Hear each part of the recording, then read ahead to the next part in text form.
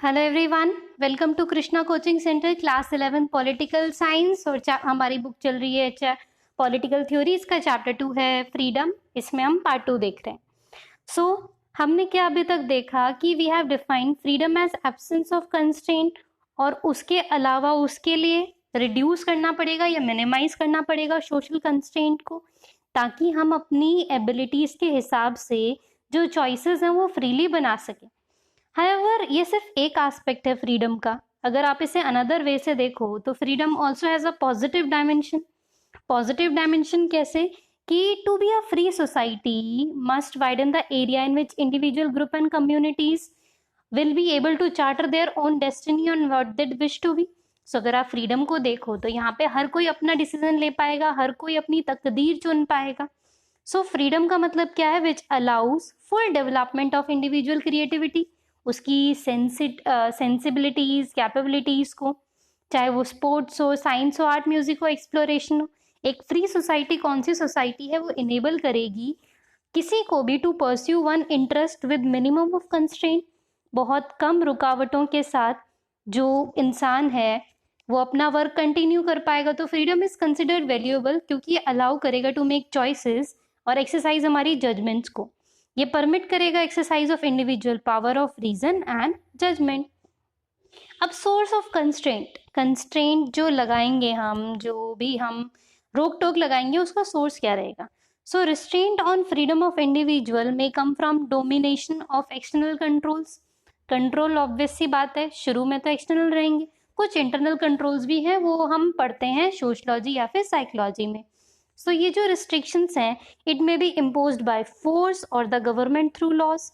या तो फोर्स से होगा या गवर्नमेंट लॉज बनाएगी, और कोई अगर लॉ को तोड़ेगा तो लॉ को जो भी तोड़ेगा उसको उसकी सजा मिलेगी। So this was the form of constraint represented by colonial rulers over their subject. तो सीखा कहाँ से हमने? कॉलोनियल रूलर्स से। या फिर उसके अलावा आप ये देखो, निगेटिव टर्म में इन्होंने अपार्थीड लगाया था कॉलोनियल रूलर्स ने साउथ अफ्रीका में, जहाँ पे जो अपार्थीड गवर्नमेंट थी, या जो अपार्थीड लॉ था, वो ब्लैक पीपल को राइट नहीं देता था।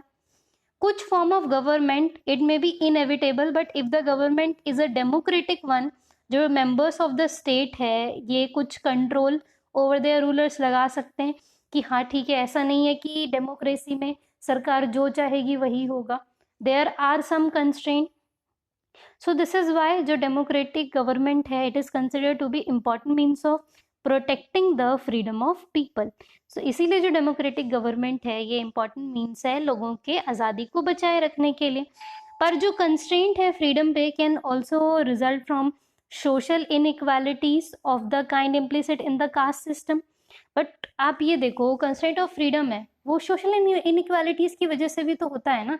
जैसे कि पहले के टाइम पे, आपके टाइम पे ही कई जगह जो कास्ट सिस्टम है वो एक्सट्रीम इकोनॉमिक इनइक्वालिटी का कारण है। एक कोटेशन जो सुभाष चंद्र बोस जी बोलते हैं on freedom draws attention to the need of country to work to remove such constraint, कि इन सब चीज़ों को, इन कंस्ट्रेंट को हटाने की ज़रूरत है। क्या बोलते हैं नेताजी सुभाष चंद्र बोस ऑन फ्रीडम? कि if we are to bring about revolution of ideas, we have first to hold up before us the ideal which will galvanise the whole world. कि अगर हम चाहते हैं ना कि एक रिवॉल्यूशन ऑफ आइडियाज आए, तो पहले हमें उन आइडियल के बारे में सोचना पड़ेगा जो हमारी पूरी लाइफ को चेंज कर सके। और वो आइडिया क्या है? वो आइडिया है फ्रीडम। बट फ्रीडम एक ऐसा वर्ड है जिसके बहुत सारे मीनिंग है। हमारी कंट्री में भी जो फ्रीडम है, it has undergone process of evolution. Evolution का मतलब क्या? कंटिन्यूस चेंजेस आते हैं इसमें। By freedom I mean all round freedom. देखिए कितनी बड़ी बात कहते हैं ये, कि फ्रीडम का मतलब मेरे लिए ऑल राउंड फ्रीडम है। यानी कि फ्रीडम इंडिविजुअल का, सोसाइटी का, रिच का, पुअर का, मेन का, वुमेन का, इंडिविजुअल का, क्लासेस का। ये फ्रीडम जो है ये सिर्फ पॉलिटिकल बॉन्डेज से छुटकारा नहीं है, बल्कि इक्वल डिस्ट्रीब्यूशन हो वेल्थ का, पैसों का, अबॉलिशन हो कास्ट बैरियर्स का, सोशल इनइक्वालिटीज का, कम्युनलिज्म का डिस्ट्रक्शन हो, रिलीजियस इंटॉलरेंस का डिस्ट्रक्शन हो। So this is an ideal which may appear utopian. Utopian का मतलब क्या होता है? इमेजिनरी। तो ये ऐसा आइडिया है जो हमें इमेजिनरी लग सकता है, मतलब आप ये देखिए कि इतनी बड़ी चीज़ कही इन्होंने, बट हाँ इसे अचीव करना भी बहुत ज़रूरी है। But this ideal alone can appease the hunger in the soul. But यही आइडिया जो हमारी आत्मा की संतुष्टि है ना, वो कर सकता है। सो अब देखिए क्वेश्चन अराइज होता है, why do we need constraint? Constraint की क्या ज़रूरत है, रोक टोक की क्या ज़रूरत है? देखो बहुत सिंपल सी बात है। सो हम एक ऐसी दुनिया में कभी नहीं जी सकते जहाँ पे कोई कंस्ट्रेंट ना हो, हमें सम कंस्ट्रेंट की ज़रूरत है। नहीं तो जो सोसाइटी है ना, वो चाओस में बट जाएगी, वो टूट जाएगी, बिखर जाएगी। डिफरेंसेस हो सकते हैं पीपल के बीच में regarding their ideas and opinions. They may have conflicting ambitions. लोगों के सोच अलग हो सकती है, उनकी चाहतें अलग हो सकती है। They may compete to control scarce resources, यानी कि एक दूसरे से वो कंपटीशन कर रहे हैं क्योंकि रिसोर्सेज कम है लोग। सो न्यूमरस रीजन है कि क्यों डिसएग्रीमेंट हो रहा है वो सोसाइटी के अंदर। सो सोसाइटी के अंदर डिसएग्रीमेंट होगा तो ऑब्वियस सी बात है कॉन्फ्लिक्ट होगा। कॉन्फ्लिक्ट मतलब विचारों का मतभेद। तो we see people around us ready to fight all for all kind of reason. हम लोगों को देखते हैं कि वो हमेशा रेडी टू फाइट है, हमेशा लड़ने के लिए तैयार है। फ्रॉम सीरियस लड़ाई टू बहुत छोटी छोटी लड़ाई। रोड्स पे लड़ाई हो जाती है, पार्किंग स्पेस पे हो जाती है, हाउसिंग पे, लैंड पे डिसएग्रीमेंट हो जाते हैं। किसी फिल्म की स्क्रीनिंग पे भी लड़ाई हो जाती है, जैसे पद्मावत पे आपने देखा था, बहुत लड़ाई झगड़े हो गए थे। सो बहुत सारे इश्यूज हैं which can lead to conflict and violence and even कई बार लॉस ऑफ लाइफ। लोग अपनी जिंदगी तक खो देते हैं इन सब चक्करों में। सो therefore every society needs some mechanism to control violence। इसीलिए हर सोसाइटी को ज़रूरत है कुछ मैकेनिज्म की कि वो वायलेंस को कंट्रोल कर सकें और डिस्प्यूट्स को सेटल कर सकें। So long as we are able to respect each other view, हमें एक दूसरे के व्यू को रिस्पेक्ट करना है। And do not attempt to impose our view on others, और अपने विचार दूसरों पर नहीं थोपने हैं, तभी हम फ्रीली और मिनिमम कंस्ट्रेंट के साथ जी पाएंगे। सो आइडियली एक फ्री सोसाइटी में we should be able to hold our views. हमारे विचार होने चाहिए, हमारे अपने रूल्स ऑफ लिविंग होने चाहिए, और हम अपनी चॉइसेस को परस्यू कर पाएं। लेकिन जो क्रिएशन ऑफ सच सोसाइटी है रिक्वायर करेगा कुछ कंस्ट्रेंट, एंड इन कंस्ट्रेंट की वजह से मतलब एट द वेरी लीस्ट ये क्या देखेगा, ताकि हम रिस्पेक्ट कर सके डिफरेंस ऑफ व्यूज को, ओपिनियन को, बिलीफ को। हाउएवर समटाइम्स वी थिंक कि जो स्ट्रॉन्ग कमिटमेंट है हमारे बिलीफ को लेके require we must oppose all other different और reject who differ our views. कि क्या बोल रहे हैं कि अगर हमें अपने विचारों का स्ट्रॉन्ग कमिटमेंट दिखाना है तो हमें उन सबके खिलाफ होना पड़ेगा जो हमारे व्यूज को रिजेक्ट कर रहे हैं, क्योंकि वी सी कि जो उनका व्यू है वो अनएक्सेप्टेबल है हमारे लिए या फिर अनडिजायरेबल है। उन सर्कमस्टांसेस में हमें क्या करना पड़ेगा, अगर हमें लगता है वो चीज़ सही नहीं है तो we need legal and political restraints to ensure differences may be discussed and debated. कि अगर ऐसा कुछ है तो हमें ऐसा कुछ करना चाहिए कि उसके ऊपर डिस्कशन हो सके, डिबेट हो सके। ऐसा ना हो कि एक दूसरे को मार काट के खा गए। So worse still, we may be confronted with attempts to bully or harass us so that we conform to their wishes. If so, we may want stronger support from law to ensure that my freedom is protected. तो अगर कोई आपको बहुत दबा रहा है तो हो सकता है कि बातचीत करके ही जो मुद्दा है वो सुलझ जाए, और कई बार बातचीत करके अगर नहीं मुद्दा सुलझेगा तो आप स्ट्रॉन्ग लॉ का सपोर्ट ले सकते हैं। सो जो इम्पोर्टेंट क्वेश्चन है is to identify which constraint on freedom are necessary and justifiable.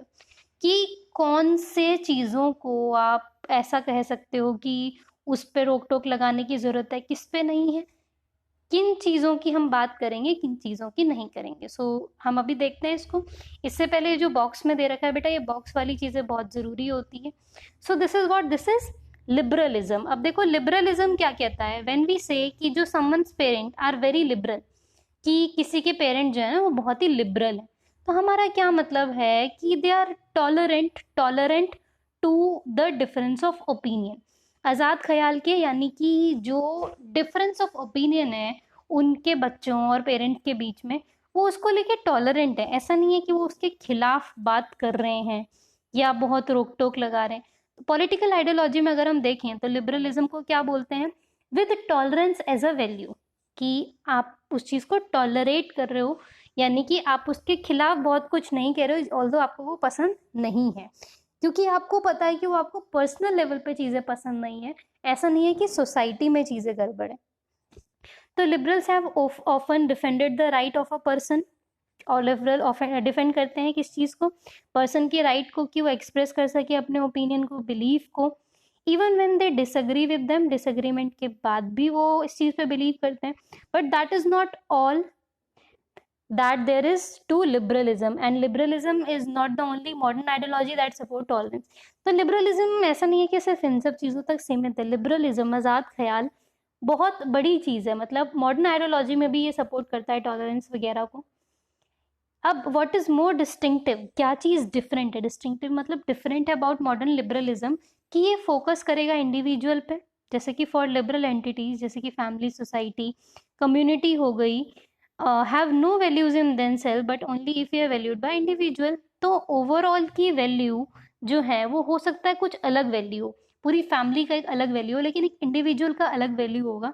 तो उन सब चीज़ों को रिस्पेक्ट करना, जैसे कि decision to marry someone should be taken by the individual rather than the family, कि लिबरलिज्म कब है कि इंडिविजुअल शादी का फैसला खुद ले रहे हैं रादर देन उनका परिवार, कास्ट या कम्युनिटी। तो liberal tend to give priority to individual liberty over values like equality, so they also tend to suspicious of political authority. अब हिस्टोरिकली जो लिबरलिज्म है इसने फेवर किया है एक फ्री मार्केट को, और जो स्टेट है यानी कि गवर्नमेंट का कंट्रोल है वो क्या होना चाहिए, वो ना के बराबर होना चाहिए। हाउएवर जो आज का लिबरलिज्म है वो एक्नॉलेज करेगा एक वेलफेयर स्टेट को, और एक्सेप्ट करेगा कि जो नीड है, मेजर्स हैं जो गवर्नमेंट को लेने की ज़रूरत है, स्टेट को लेने की ज़रूरत है, ताकि सोशल और इकोनॉमिक इक्वालिटीज़ को दूर किया जाए। अब देखिए हमारा सवाल ये था कि कौन कौन सी चीज़ें होंगी जिस पे हमें कंस्ट्रेंट रखना है फ्रीडम पे। तो सबसे पहले हार्म प्रिंसिपल, अगर आपका फ्रीडम किसी को नुकसान पहुंचा सकता है तो उस पर आपको कंस्ट्रेंट लगाना पड़ेगा। बहुत ही सिंपल लेमन लैंग्वेज में अगर हम देखें तो to answer these question satisfactorily we need to address the issue of limits, competence and consequence of imposition. We also have to engage with another issue that John Stuart Mill stated so eloquently in his essay. अब देखिए John Stuart Mill का एक एसे में इन्होंने चीज state करी थी, liberty, जो ऑन लिबर्टी उनका एसे था, in the discussions in political theory it is called as harm principle. Let us quote the statement and try to explain it.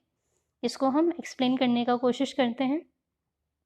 So the principle is that the sole end for which mankind are warranted individually or collectively is interfering with the liberty of action, and of any of that number is self-protection, and only purpose for which power can be rightfully exercised over any member in civilized community against his will is to prevent harm to others.